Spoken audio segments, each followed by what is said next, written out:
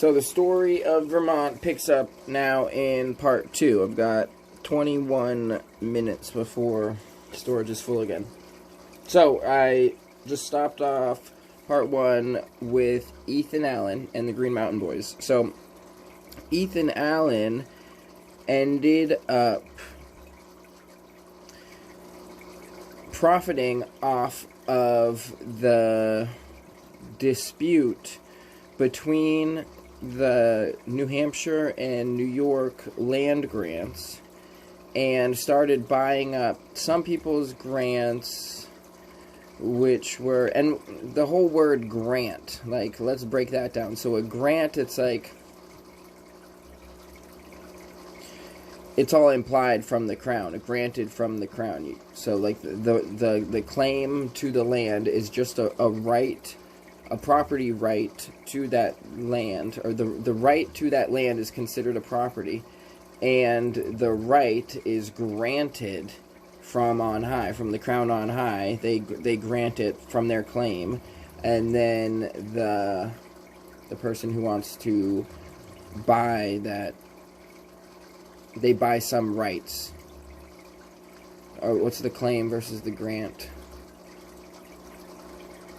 Okay, so the crown claims it, and then they grant through their authorities the rights, which the people can buy the rights to settle the land, and then the rights become their property, plus the things that they establish on the land become their property.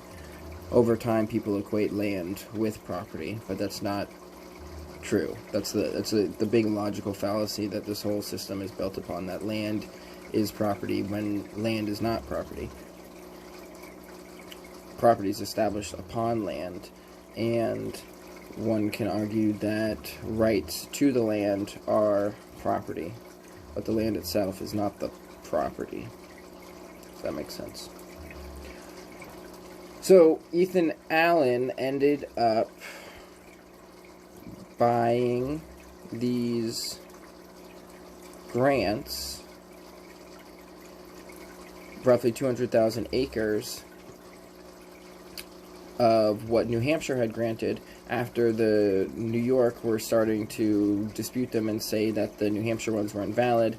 So he ended up being wanted basically by New York, and then he was largely, him and his family were largely influential in the organization of the Vermont militia, which they called the Green Mountain Boys, in order to defend the natives of the land from the encroachment of the foreign invaders, who were the New Yorkers, as well as the New Hampshire agents of the crown.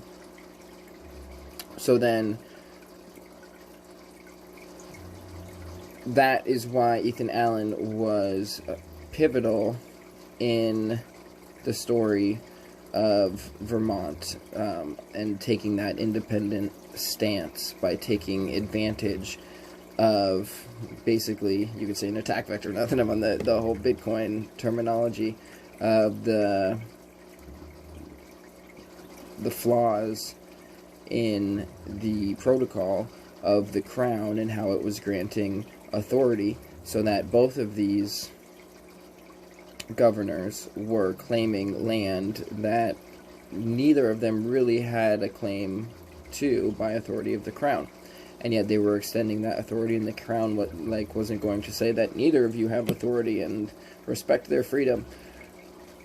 We're going to jump ahead. This is like a foreshadowing. We're jumping ahead in time now to 1777. Vermont, by the law of the land, declares its independence from the crown, constitutes its own republic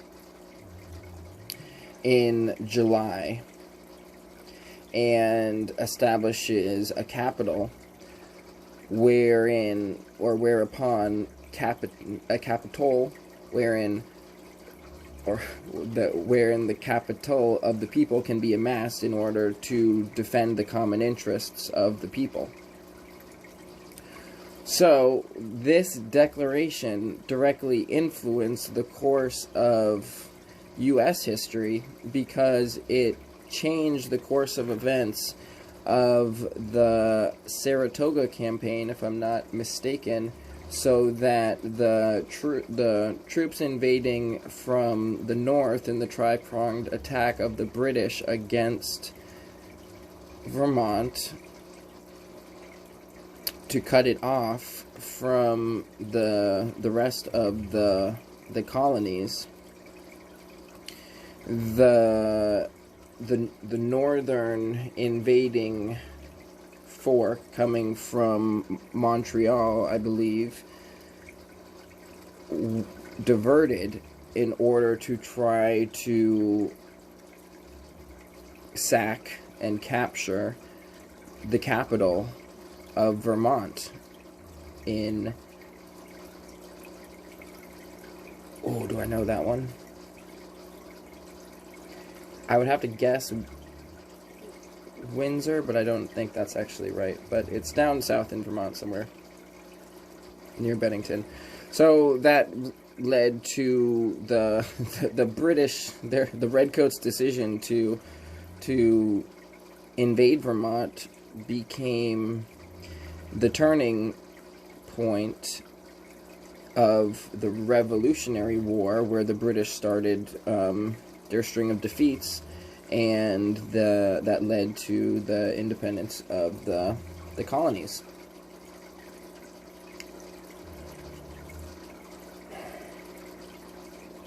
A lot of tangents, so we jumped forward, but we were back in 1750s when the grants are still being fought over, and the Vermonters are starting to establish their independence from the crown colonies.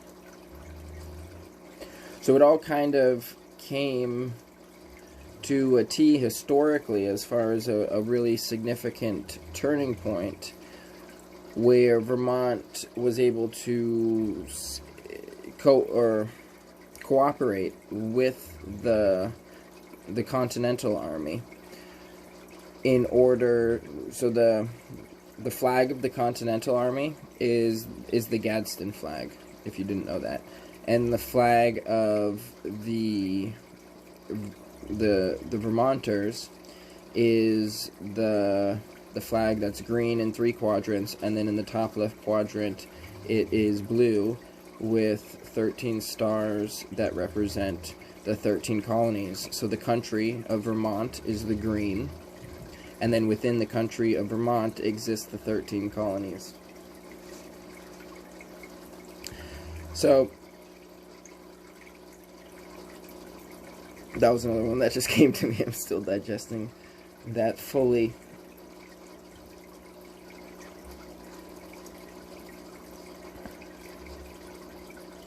Sorry if the difficulty of this block is also rather high, and it takes some of your time, listener, to help me hash this out, this story of Vermont. But in a way, we're telling it together. The fact that anyone who's listening to this, they're contributing their focus to the result of the story of Vermont being told.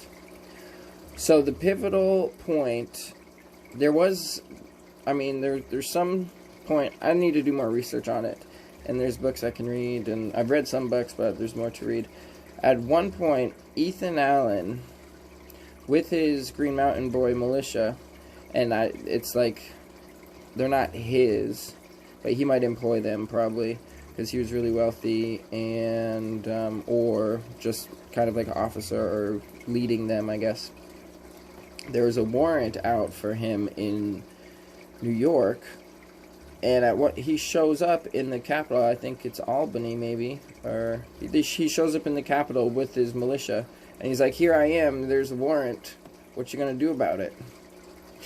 So that's pretty badass. Ethan Allen is a pretty badass guy, honestly, and he's probably the founding father of Vermont. There's other people that played a big role. There's Seth Warner, and there's the Chittenden people, and there's lots of different people that were really, really important, but he would probably be the primary founding father, I guess. And he also led the assault on Fort Ticonderoga, which was basically the first victory against the British. First significant victory, where in 1770, I don't know the last digit, so it's after the Declaration of Independence, which I want to say that's got to be 76, right? And the Vermonters are like, so think about the position for Vermont when the colonies declare their independence. So Vermont is already basically in all sorts of conflict with the colonies and movements for independence against them, and then the colonies good war against Great Britain. So then Vermont at this point is further along the independence train from the any kind of authority from Great Britain than the colonies. They've already got militia established because they've already been fighting the oppression from the colonies. So this pivotal action, which came also in conference with maybe somebody from Massachusetts or something, some of the, I guess you would call them I don't know at what point they take the name of the Continental Army, but it's an appropriate name to think of the Continental Army as being the people of the continent, the army of the people of the continent, and the only constituted republic or state that was constituted upon the law of the land and the authority of the law of the land is the country of Vermont. And the state of Vermont, which was formed of the country of Vermont, and in the country, and neighboring country. The chicken has created a resonance pattern of lack of appreciation of the story of Vermont at this point. So back to the story. Thank you. Ethan Allen and his Green Mountain Boys storm Fort Ticonderoga. So Fort Ticonderoga is this fort on southern Lake Champlain at a pivotal point. They had all sorts of armaments there. It used to be a French fortress, and then the British took it over. And the armaments were significant. They might have had probably less than 100 people there, and Ethan Allen and Seth Warner, and I think maybe Benedict Arnold showed up at the last minute and tried to take charge or something. But they were like, "Who the fuck are you, dude? Like, who are you?" And so he just like followed them basically, and they got into position, stormed it basically in the middle of the night, right at dawn. And without any loss of life, they captured the fort, all of the armaments, and took hostage all of the British people at the fort, or the British soldiers. So before this, the Continental Army didn't really have an artillery. And after this, I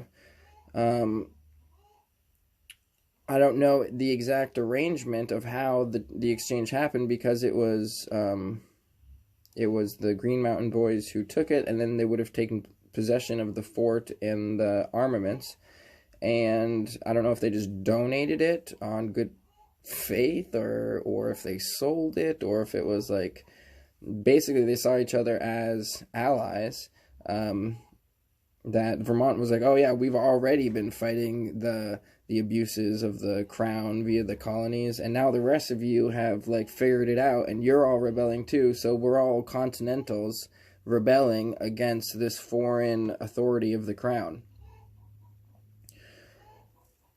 And they weren't just gonna keep the artillery in Vermont, because they were like, that was basically the only British position in Vermont, I think, was well, and actually Ticonderoga is in New York, but it would have been the closest. There was no British position in Vermont at the time, but that would have been the closest. Well, the British no, yeah, the British didn't have any position in Vermont at the time, so they and that was in New York, so that would have been the closest British position. So as soon as like oh yeah, so it's like all at war against the crown now. So Vermont takes the offensive. They take the first fort that's closest to Vermont, and then they get all that artillery, and then the next closest position that the Brits have, Boston. So they're like, all right, here, take all of this artillery to Boston, so we can free those firebrands in Boston from the crown. They show up with no real advance warning, sneak up with their cannons after months dragging them through the countryside. The Brits have to run away, and that is the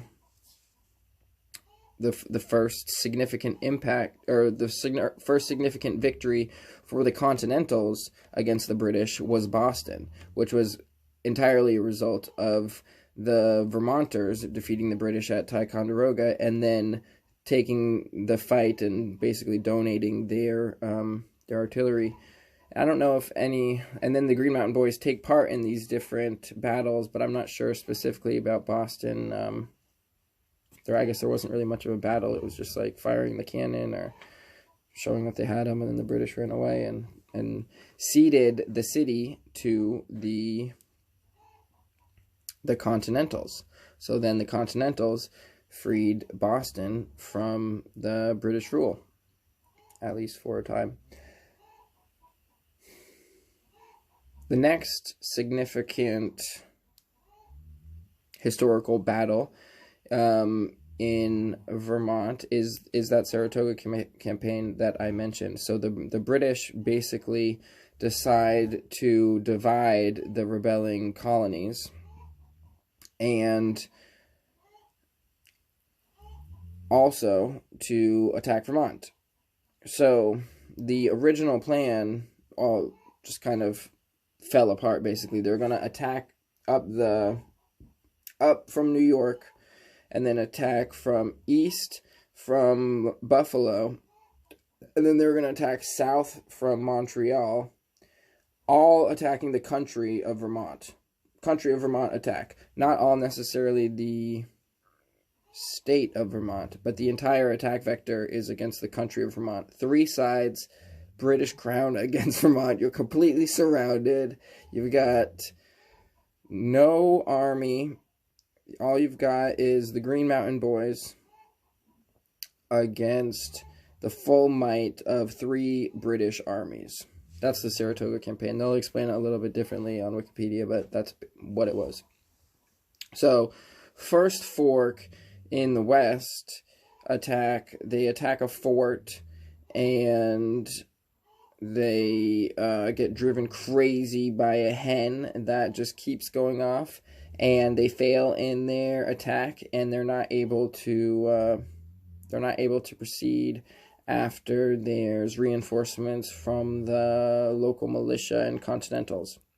The eastern one that's supposed to come up and attack from New York, they get a change of plans, and they're like, we're gonna actually take Philadelphia. The general, whatever his name is, the English, or I don't even know if they're called the general, but whatever his name is, he decides Philadelphia is a bigger prize than Vermont, or whatever the stupid tactic is of just attacking the country people to divide the country. He's like, I'm going to actually capture something important, and he goes to capture Philadelphia, and where they have the whole, they must have had the Liberty Bell by then, but I don't know that whole story.